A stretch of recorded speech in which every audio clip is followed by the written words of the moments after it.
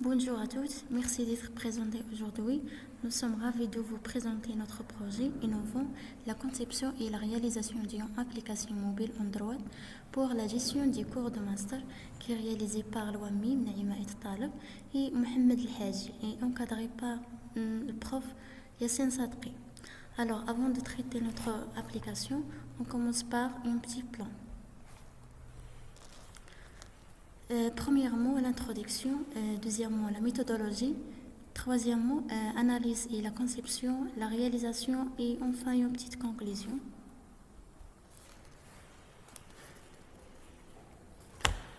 L'objectif principal de cette application mobile Android est de faciliter la gestion et l'accès aux ressources pédagogiques liées aux cours de master. Il vise à centraliser la gestion des fichiers PDF des cours, des travaux pratiques, des travaux dirigés en offrant un accès rapide et simplifié à ces documents. L'application améliore l'organisation académique, renforce l'efficacité des étudiants de leur apprentissage et permet de meilleure gestion des supports de cours. Donc maintenant, passons pour avoir les besoins et les objectifs. Alors, le contenu. Pour le contenu, représente les fonctionnalités et informations principales que l'application doit offrir pour répondre aux besoins spécifiquement. Alors, ici, les étudiants, cela implique les ressources pédagogiques comme les supports de cours, les documents. Évolution du besoin.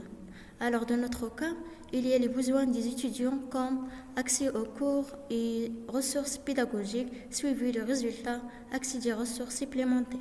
Pour les besoins des enseignements, le droit d'ajouter et modifier et supprimer des cours et lancer les notes des étudiants. L'objectif de l'application. Alors, les objectifs de notre application sont faciliter l'accès aux ressources pédagogiques, c'est-à-dire offrir un accès facile aux supports de cours, suivre les performances académiques, permettre aux étudiants de suivre leurs résultats, améliorer la communication entre les étudiants et les enseignants. Amélioration de l'expérience éducative. L'objectif ultime est d'améliorer l'efficacité et la qualité d'éducation en tirant parti de technologies pour résoudre les défis actuels. Passons maintenant pour avoir les outils utilisés dans notre application.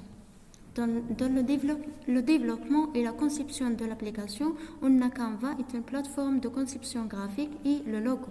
On a aussi le GitHub est une plateforme en ligne populaire pour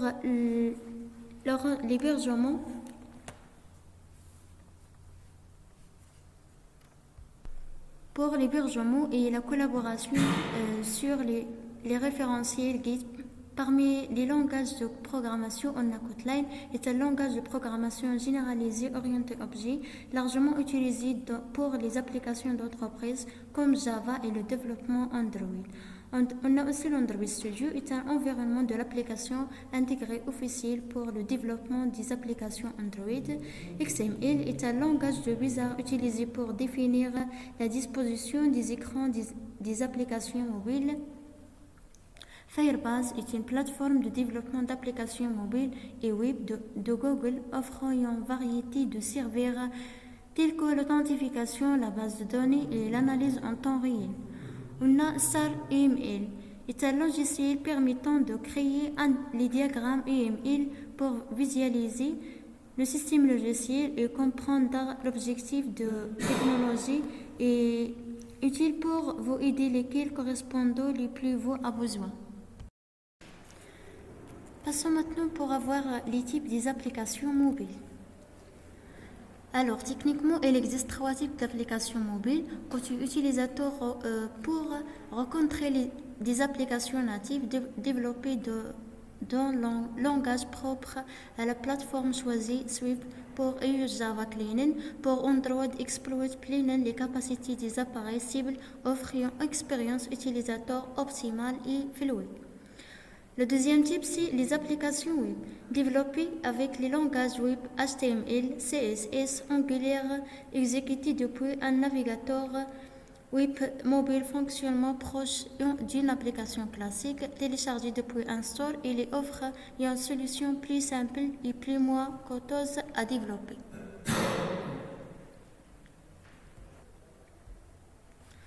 Pour le troisième type, c'est les applications hybrides, combinant les caractéristiques des applications natives et web téléchargées depuis un store et s'exécutent dans un web vue développé avec les langages web et pouvant être portés sur plusieurs plateformes offrant un bon compromis entre performance et CDE développés. Donc le choix d'une application mobile dépend de plusieurs facteurs.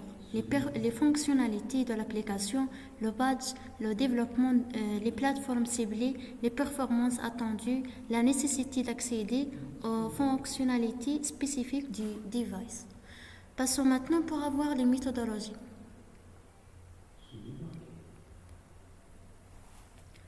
Pour les méthodologies des phases du processus développement logiciel UPXP est une méthode combinant les principes de l'uniproxys et extreme programming.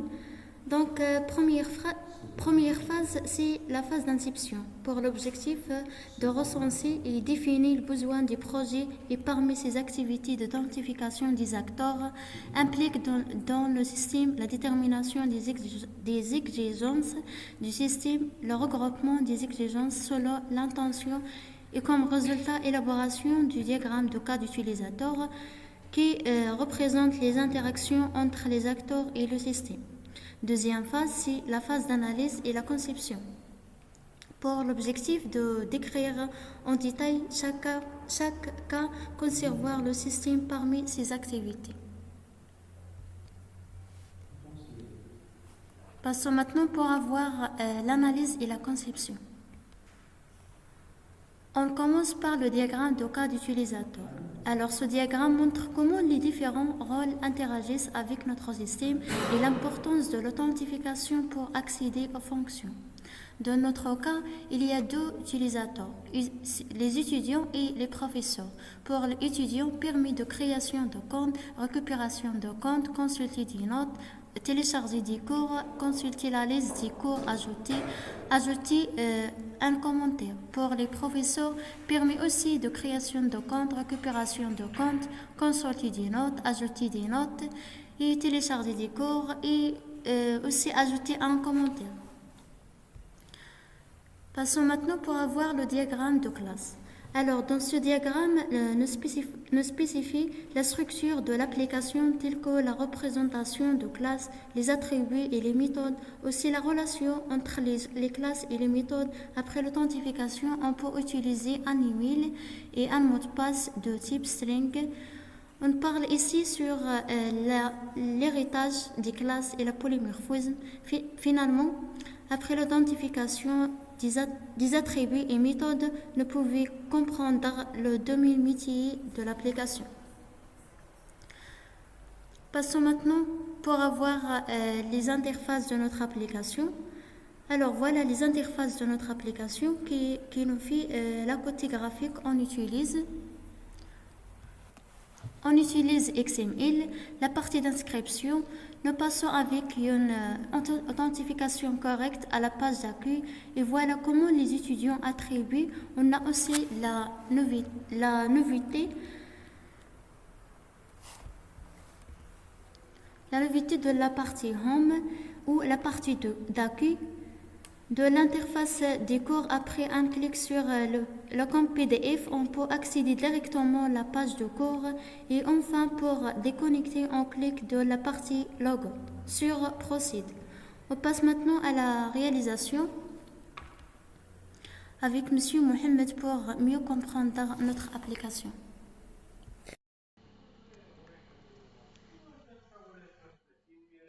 Donc, bonjour, j'espère que vous allez bien. On va montrer notre application de gestion des cours.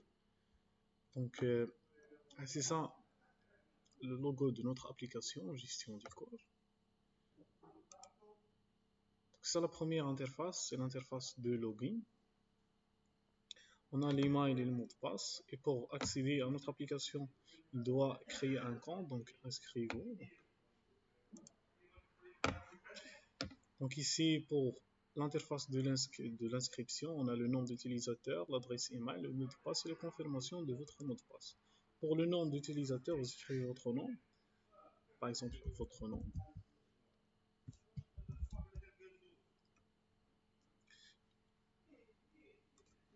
et l'adresse email. L'adresse email, par exemple, email.com, gmail.com. Et le mot de passe, vous choisissez le mot de passe.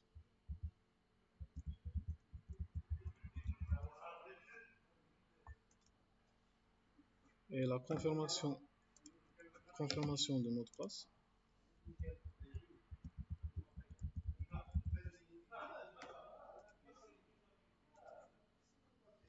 Donc maintenant, vous cliquez par s'inscrire. Donc le compte, il est bien enregistré dans notre base de données, dans le Firebase. Donc on peut vérifier si le compte il existe ou non. Donc c'est bien sur notre Firebase, donc l'utilisateur. On doit faire une actualisation.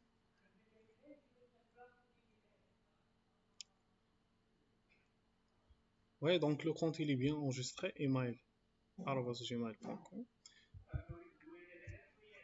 Et maintenant, vous pouvez entrer à notre application, vous écrivez votre email, c'est email@gmail.com.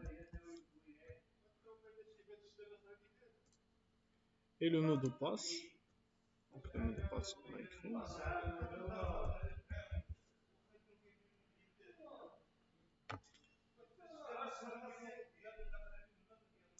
Et vous cliquez par connecter. Donc c'est ça la page de notre application. Donc ici, Home, les notes, les cours, TD et TP, Setting et Logout. Pour les notes, on peut ajouter le nom de l'étudiant. Par exemple, Khalid. Et entrer le nom du set. Ajouter. Donc il est ajouté avec succès. Khalid, 17. Donc, on peut voir ce qu'on a dans la base de données. Donc, Real-Time Database. Accéder à les notes. Donc, les notes. La dernière, ouais, il est bien ajouté. Le titre c'est Khaled, la note est 17. Donc, il est bien ajouté.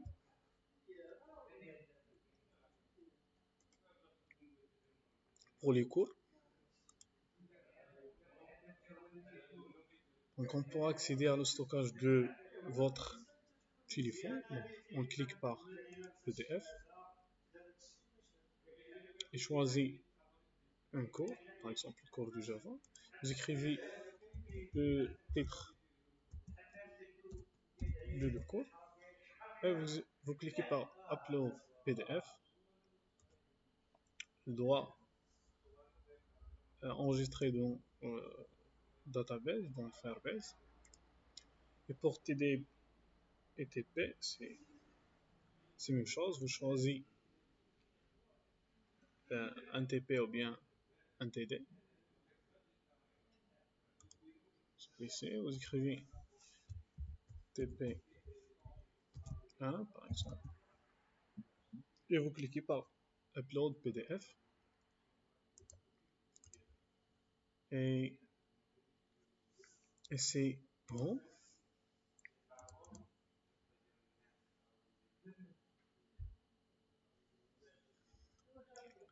Donc, on peut ajouter une remarque. Par exemple, gestion des applications. Vous cliquez par Add. Donc il est bien ajouté. On revient à notre database. gestion des applications, il est bien ajouté.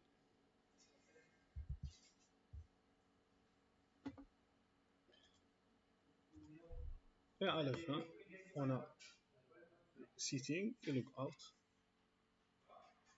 Donc logout, donc c'est ça notre application de gestion du cours. Et merci pour votre attention.